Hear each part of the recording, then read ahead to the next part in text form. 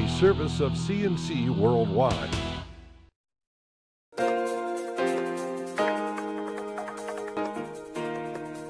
The Daily is a service of CNC and Jib Jab greetings. I'm Bud Lowell. Your full AccuWeather forecast is always on top of your CNC local page. Governor Andrew Cuomo, Attorney General Eric Schneiderman, and the top state legislators have announced agreement on a comprehensive prescription drug reform package. They say this will make New York State a national leader in curbing the abuse of prescription drugs. The new law overhauls the way prescription drugs are distributed and tracked in New York. It sets up a real-time prescription monitoring registry so doctors and pharmacists know who bought what, when, and how often. All prescriptions will have to be electronically transmitted. Improved safeguards will be put on the most abused drugs like oxycodone and Vicodin. A work group will be set up to help educate doctors and the public about pain management and prescription drugs. And the Department of Health will set up a safe disposal program for unused medications. Misuse of prescription medicine has become one of the nation's fastest-growing drug problems, particularly with young adults and teenagers. According to the Centers for Disease Control, nearly 15,000 people die every year of overdoses due to prescription painkillers, and enough opioid painkillers were prescribed in 2010 to medicate every adult American with 5 milligrams of hydrocodone every 4 hours for an entire month.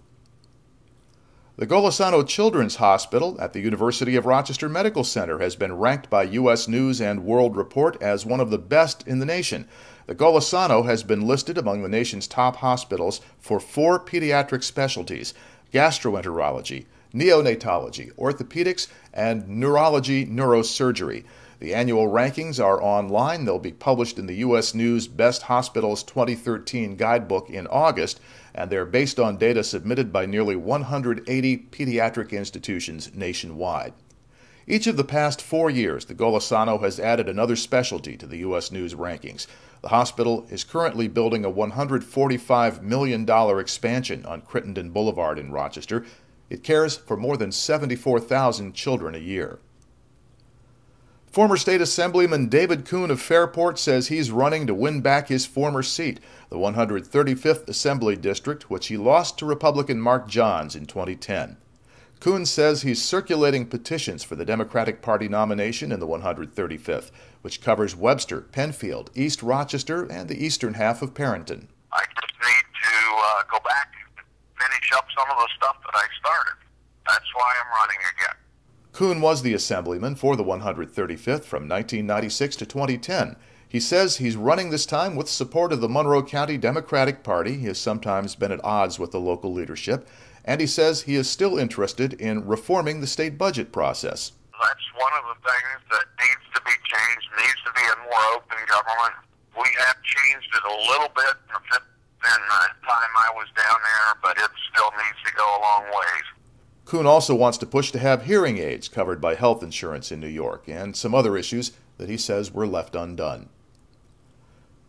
Animal rights activists protested outside the Monroe County Sheriff's Office in downtown Rochester Tuesday against the shooting of a Perrington man's dog. Deputies responding to Gary Brockler's home for a parking complaint Friday night shot his 7-year-old pit bull. The department says the dog ran towards the officers. When they went to ask Brockler to move his car, the deputies shot and killed the dog. Protesters, including pit bull owners who feel the dogs are unfairly stigmatized, marched with signs calling the shooting unjustified. Brockler did not attend the protest, but has said he plans to sue the sheriff's department. Meanwhile, Sheriff Patrick O'Flynn says the department is investigating a report of a threatening Facebook post. It allegedly offered a $1,000 bounty for the shooting of the deputies involved in shooting the dog. The New York State Court of Appeals has reversed a Rochester man's 2002 homicide conviction, saying it was double jeopardy. The court overturned the conviction of Derek Gauss, who was convicted of killing Whitney Morris by hitting him over the head with a pole following an argument at a 7-Eleven. Another man, Timothy Lundy, went with Gauss to confront the victim. Lundy shot Morris, and then Gauss struck him after he fell. Lundy was sentenced to 25 years in prison in a separate trial for the shooting. Gauss was first tried and convicted of depraved indifference murder, but the appellate division of state Supreme Court overturned that verdict on grounds that there wasn't enough evidence to support it. The state then tried Goss again on a charge of intentional murder and again got a conviction. This time the case went to the state's highest court, which threw out the second conviction as well.